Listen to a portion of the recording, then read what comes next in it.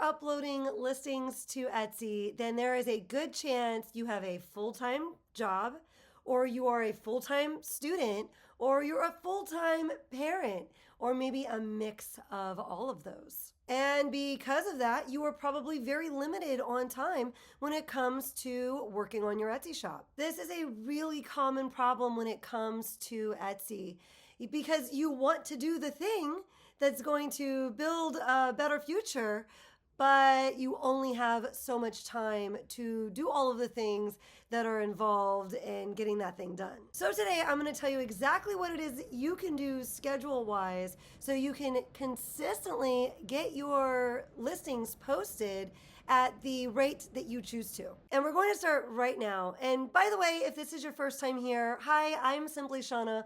On this channel, we talk all about starting a profitable Etsy shop and connecting it with a print-on-demand company, which is a company that prints your items for you, like t-shirts, totes, tumblers, and ships them out for you so that you never actually have to touch the products that you're making designs for or deal with any of the shipping. And if you want to learn more about how to add value to the market with your designs in the Etsy marketplace and learn how to use the tools that make it easier for you to run your online business, if that sounds like content that would be helpful to you, I'll invite you to go down and subscribe so you don't miss any future videos that might help you. So first, let's talk about something that is obvious, something that we all know, but sometimes you just got to hear someone else say it, and today I'll be that someone else for you. You've got to stop wasting time on social media and on streaming devices. So that means getting sucked into scrolling through Facebook or TikTok or YouTube Shorts or binge watching that show on Netflix. So really that means anything that's taking your time and attention away from you working in your Etsy shop and listing your items. That 20 minutes we take watching those funny dog videos on YouTube or watching that makeup tutorial, that isn't going to help us get our designs done and our listings up. And we all know that. And the next thing that's obvious, but maybe not as obvious, is that we really have to schedule our research time, our design time, and our listing time. And that schedule we're going to go over in just a few minutes will really kind of highlight that for you. If you schedule this time in, then you will wind up doing it. You know, when you need a dentist appointment, you schedule that. When you're going to go have a workout session with a trainer, you schedule that, or you're going to go to a workout class. We schedule those things, the things that are important to us, we schedule them, and then we are consistent with them. Working on your Etsy shop is the same thing. Once you schedule it, you are giving it enough attention and enough priority in your life that now you are going to be able to follow through with working on it. The next rather obvious thing, but sometimes we just have to hear someone else say it, is to focus on the things that actually matter. By that, I mean if every time you're sitting down to work on your shop, you are rebranding your shop. So you're working on your banner and you're working on your about section, or you're reworking your sizing guides. Or maybe you keep going back into old listings and you're changing a tag, listings that aren't getting any traction, and you're changing things around hoping to get that listing going. Yes, these things have their place, and if your shop is set up really well with really nice photo cards and sizing guides and all that, it can lead to better conversion rates. But at the end of the day, a good design in an in-demand niche on an in-demand product is going to get you a whole lot farther. I'll say that one more time for emphasis. A good design on an in-demand niche on an in-demand product is what actually matters and is the tasks that you should be working on the most. Another thing that is going to help you save time is just being organized and having templates in place. So for example, if there are certain mock-up photos, those photos that you're using to drop your design on top of, so that your customer can get an idea of what it's going to look like. If there are certain ones that you are using a lot, maybe you have a project folder saved in whatever design app that you're using. That way they're all in one spot. And I have mine set up so that all I have to do is go in and replace the last image I had there. You should always take your opacity down. I usually keep mine at around 93 to 95% on most of my designs. And I just click on the design that's sitting on top of the mock-up, replace, get the new design there. I don't have to replace, I don't have to mess with the opacity setting again because I'm replacing one that already had the right setting. So any place that you find a spot where you can kind of make things happen faster by saving a template of sorts for yourself, then be doing that. Also, just save a folder on your desktop for listing cards that you're gonna need often, like your sizing guides. There might be a time where you need to swap something out of a listing, or you just need to quickly get to those cards that are placed in lots of your listings. Same thing with your designs. Create a folder that you can save your designs in, and each time you're done with a designing session, just drop them into that folder. Have a folder for each of the niches that you're working in. So let's say you're working in the teacher niche and you're doing inspirational sayings. So in that teacher folder, make a folder that says inspirational, and anything that goes with that theme for a teacher, drop it in there so you can easily find it later. Being organized and having templates or processes in place that really help kind of speed things up that you're often working with is really going to help you get further when you are scheduling out that time for you to work on, because this is all about us being busy, right? You're waking up early to go to work or to go to school, or you only have a little bit of time while the toddler is napping for you to get as much done as possible. You don't want to spend that precious time hunting down a listing photo card that you need, or spending more time mocking something up than really needed to be spent. Another effective time-saving strategy is to leverage the tools that are available to you. So for example, I use Everbee to help me do my SEO research. That's the research I am doing to get my title and my tags, which is how Etsy shoppers are going to be connected with my listings. Everbee is actually a Chrome extension, and when I am on Etsy, I can see right there in a listing exactly how many searches that listing is getting, how much monthly revenue that listing is creating, and then I can see what the title and the tags are for that listing. It helps the SEO chunks of my time move much faster when I'm doing that kind of research. I do have a link to Everbee down in the description below, and there is a free version of it. You just won't get as many searches, but it'd be a great way to test out and see if it's something that does save you time. Another effective strategy for our time management when we're working on our Etsy shops is to work in batches. So that means working on a particular task and doing it over and over and over again that day, so that your brain really gets a chance to just focus on that, and it will start moving much faster for you. So in our example here, instead of, working one day and doing your research, making your design, getting your SEO for that design, mocking that design up, putting it in a listing and listing it in your shop, you wouldn't do that day. One day you would do your research. On a whole different day, you would design. On a whole different day, you would mock them all up. And on a whole different day, you would just list. And you would do this over and over again. So maybe you do 15 designs and then 15 mock-ups and then 15 listings. And so now let's talk schedules. What a potential schedule could be that you could follow to help you achieve your listing goals. And this is really what my schedule has pretty much looked like since I started Etsy. I'm going to call it Monday, but of course you could also just say day one. It wouldn't have to be started on Monday. We're going to do market validation, and that's going to start with picking a niche and figuring out how to sub-niche that down, and we also need to pick a product. I put this resource here together to help with that and make things a bit faster. You could totally do this without a resource, but since this whole video is about time management and how to do things the quickest, most effective way, we are going to use it today as we do our validation. On the product page, I am going to pick shirt from the apparel section, and a quick check on eRank shows gobs of demand for this product, and I am filming this in February, so let's grab the Mother's Day niche from our February calendar page.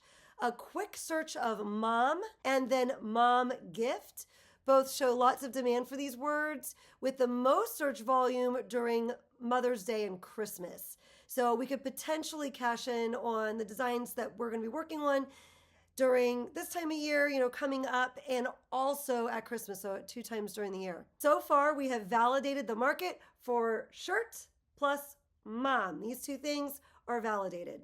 Mom is a really broad niche to be working on, so we really need to sub-niche that down. And we could go right over to Etsy. We could write maybe mom or mom gift or mom shirt in the search bar, and then we can filter by best sellers. First, you filter by star seller, you go up to the search bar and remove the word star with the word best, and then all the best sellers are going to be popping up toward the front for you.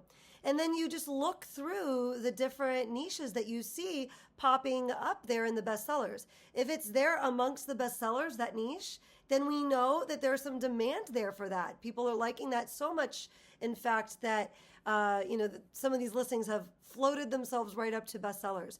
So I went ahead and observed a bunch of these for us, and I saw a couple of shirts that were targeting that mom with a daughter or daughters. So we're going to go in that direction. Well, this is something, if you're new at this, it might take you that entire first day to do this process. But once you've been doing this for a while, this will move very quickly. And this is not a piece that you have to do every week, because after a while, you'll be working in some of the same niches and on the same products. So there won't be as much validation for you to be doing. Day 2, you are going to schedule time for your SEO research, your title and your tags. I like to do this at the very beginning because I kind of think of it like the main idea sentence of my paragraph. If I know what my title and my tags are going to be, keeps me on target, keeps me on task, and I don't wind up designing something that's not really related to that. Keeps me right there. I do have whole videos about what it looks like when I am doing this type of research, and I will link them down below. But to say it in a nutshell, I like to sit down and find at least 5 bestsellers in the niche that I am working in. And I like those bestsellers to have 20 in the cart, so I know that people are buying them right now. And I like them to come from different shops. I don't want to do all my SEO research in the same shop. And that's because you never know what other pieces a shop has going on. Maybe they're funneling traffic from Pinterest or from Instagram or from TikTok. And if I am taking all of my SEO research from the same shop, then maybe their results will be very different from mine because I don't have all of that going on. My customers aren't going to be funneled to me like that. So this kind of evens it out and makes it less likely that I'll run into an issue like that. I also like to have at least one of my listings, if I can find a smaller shop, maybe someone that only has 100 reviews, or maybe a couple hundred reviews, but different from maybe someone else who has like 7, 8, 9, 20,000 reviews. So if a smaller shop can rank with the SEO that they're using, then I'm thinking, they probably got pretty solid pieces of SEO that a lot of customers are searching into the search bar. On Wednesday, we can sit down to do our design research. And this means we're going to sit back down at the computer and we're going to revisit all of those best sellers that we were looking at the day before while we were doing our SEO research. But now we're going to be focusing on what the designs look like. We don't want our designs to look too similar to these designs. Your design will never see the light of day if it looks too similar to someone else's bestseller. You're most likely not going to get seen if you do that. But if you can recognize certain elements that are being repeated on the bestsellers, so for example, if you're working with teacher shirts and you keep seeing cute little pencils throughout different bestsellers, you might want to make sure you include a cute little pencil on your shirt. You're also going to be looking at things like the types of mock-up photos that are being used.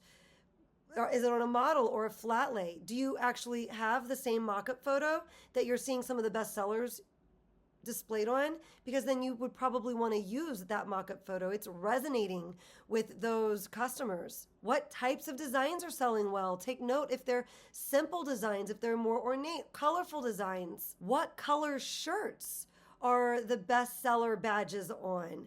These are all things that you want to take into consideration so that when you hit actually designing, the designing process, you have this all in mind. It's Thursday, day 4, and we are going to hit the designing process.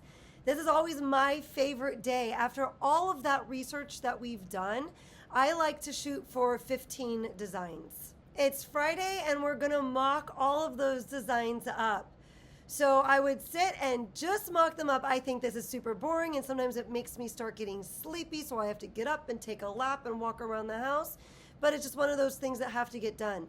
I usually have no less than 3 mock-up photos of that design. I like to have a flat lay and at least 1 model, and then whichever other one I think is going to be the prettiest for the niche that I'm working in. If you are offering more than 1 color, you're gonna want it pictured on each of those colors, and you're gonna wanna be mindful that that design actually looks nice on the colors that you're offering it on. If you have time, you can also start listing here, but if not, not to worry. I've scheduled a day for us. On Saturday, we could sit down and list. Now, Sunday, I didn't schedule anything for us to do, so Saturday and Sunday can really be catch-up days. If you fell short somewhere earlier in the week and you didn't get all of the designs, which equaled into your listings that you wanted to get done, then this is the time to really make it happen and to come through and to get all of those pieces, to get caught up on all of those pieces. So this is a 14-day cycle schedule that we're gonna go through. So we're gonna go into week 2 now, and week 2 could look exactly like week 1, and we just redo that whole schedule with a new niche. Or it can look the way I'm gonna show you moving forward into week 2, assuming that we're working in niches that we have already been listing in. Now, it's February when I'm filming this, so we're gonna continue working on our Mother's Day niche that we already did all this research for last week, right? So we're gonna do mom of a daughter or daughters, that type of shirt or product. And then I'm also going to work on Cinco de Mayo, and we're gonna assume I've already worked on Cinco de Mayo on one of my weeks past, so I already have a lot of the research done for that one too, and I kind of know what's up here as well. These are both things that are good and you should be working on during February, because remember, you're always working on things that are 45 to 90 days down the road. I don't need to validate the market because I've already done that last week. I don't need to spend a ton of time on SEO, my Tell Me Tags, because I would have already designated time last week to doing that. But I would like to go into my shop before, now on Monday, I would like to go into my shop before I really get going. And I just want to look at my stats. I want to see what's going on with the listings I already put out there. Are any of them getting views? Or any of them getting favorites? Did any of them sell? Do make sure you have your stats toggled on. It's to the right upper corner of your listings page. Just toggle that on and you'll have a little bit more information about each of your listings there. And you'll know in the last 30 days how many favorites they got and how many views they got. View here means that in search results, it caught someone's attention and they clicked on it and went inside of your listing. You can also go into your stats, which you could choose from the shop manager. It's on the left side of your dashboard there. You choose stats, scroll down, and you can get some more info here on which listings were getting the most interaction.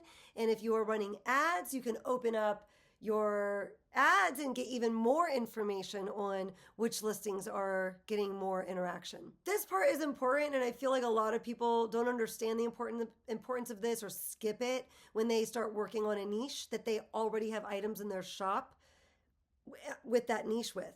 They're really missing an opportunity if they jump in without taking a look at the research here in their own shops. We want to pay attention to the things that are working, and you want to double down in these areas. And doubling down can look a bunch of different ways. It might mean that you use that mock-up more. Maybe you notice that in this niche, a particular mock-up is selling better. And then take a look at your designs, the ones that are getting the most views, or if you're starting to get sales, or you've got people adding to the cart. Look at those designs. Maybe you want to try more designs in this niche with that color scheme.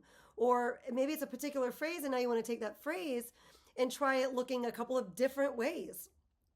Or maybe you're noticing particular elements in some of your designs and you're like, maybe it's these elements people are liking, these little graphics. All of the examples I just gave have been things that I've doubled down on and seen explosions happen in my shop. Not every time, but there have been a couple of times where I've identified it correctly and then like, boom, I was like, oh, that's definitely what people were liking about that. Take today to go ahead and make any tweaks in your SEO to these two niches. So remember, we're working with Cinco de Mayo and we're working with our moms with daughters. After you're looking at that data, maybe you're seeing that a lot of customers are finding you with a particular phrase, and you want to make sure that you have that phrase in any of the new listings that you're putting out. Or you've gone into your ads data and there's a phrase that you didn't match for perfectly, like you don't have that exact phrase in your SEO, but you're popping up for customers. And so now you realize, oh, so that phrase people are typing in, Etsy's connecting me with people that are typing in that phrase because they're interacting with my items.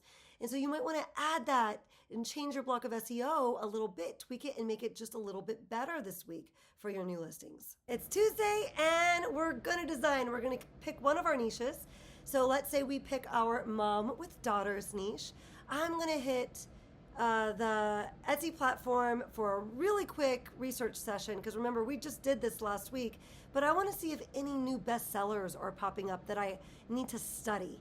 And after I do a quick search of that, I jump on and I start designing. I'm going to shoot for 10 to 15 new designs.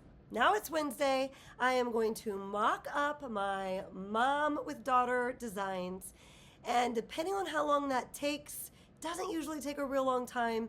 I just feel sleepy while I'm doing it, but it doesn't usually take a long time. I might even start listing today. On Thursday, if I didn't finish listing, I'll go ahead and finish that up, but I would like to work on my Cinco de Mayo today. So I'm going to real quick go back and do a quick search because again, this is a niche I'm hitting for a second time or a third time. So I would have already done research within the last couple of weeks. I'm just looking for new bestsellers to study. And then I'm going to hit the design process and I'm shooting once again for 10 to 15 new designs. Now it's Friday. I'm going to mock up and list those Cinco de Mayo designs. Coming into the weekend, Saturday and Sunday are really overflow days, so you can catch up on any piece that you didn't have time to keep up with during the week. And that way you can hit the ground running when your 14-day cycle starts again. And you can kind of just be thinking about what niches you want to be working for the following week. Now, all of this doesn't have to start on a Monday, of course. This is just one example of how you could structure your time to move through the process. Now, in the middle of all this, you still have to have time to take care of your customer service and put your orders through. And if you haven't gotten to that point yet where you're getting customers asking out, reaching out to you, don't worry, you will get there. I would not put this into, a chunk of my time where it's eating up those tasks that are helping me grow my business.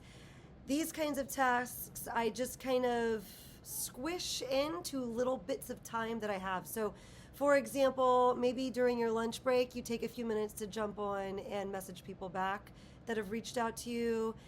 Maybe if you're in line at Chick-fil-A or at the grocery store, that's a great time to open your Etsy app and just respond to people real quick. Sometimes when I am in the car and I get to my destination, before I get out of the car, I'll just open my Etsy app real quick and I'll respond to people or communicate whatever I need to communicate. So I know this seems like a rigorous schedule, but you're busy and you're working a full time or you're going to school full time and you've got family obligations. And so if you are wanting to build that better future for yourself by creating another stream of income through your Etsy shop, then this would be a way by scheduling time every day or almost every day to work in your Etsy shop. That would be the way that you're going to be able to achieve that. So the first step would be to sit down and maybe re-listen to the part of this video that was talking about the schedule, and you just kind of take notes, jot down, okay, this is what I'm going to do, these are the days I'm going to do it, schedule that time, and then just see how far you get. In the beginning, you might not get as far as what you were supposed to. And then after a few weeks, as you continue fumbling with that schedule and you get better at these tasks, you'll start being able to stay on track if you're scheduling out that time for yourself every day. And I do want you to know that if you are going through this process and you're feeling sluggish and slow, I want you to know that you will get faster and you will improve your skills. The idea here is that you are actually scheduling it, you're making it a priority, and you are going to get a lot more done that way. And not only will a schedule like this help you accomplish getting those tasks done, but they will also help you improve all of the skills that you need that come along with being a successful Etsy seller. They'll help you improve all of those skills. And as a matter of fact, you're going to see a video pop up in just a moment that will go deeper into some of those skills that you're going to want to make sure you're developing. But of course, don't click on that until after this tip from Tucker. Tucker, take it away.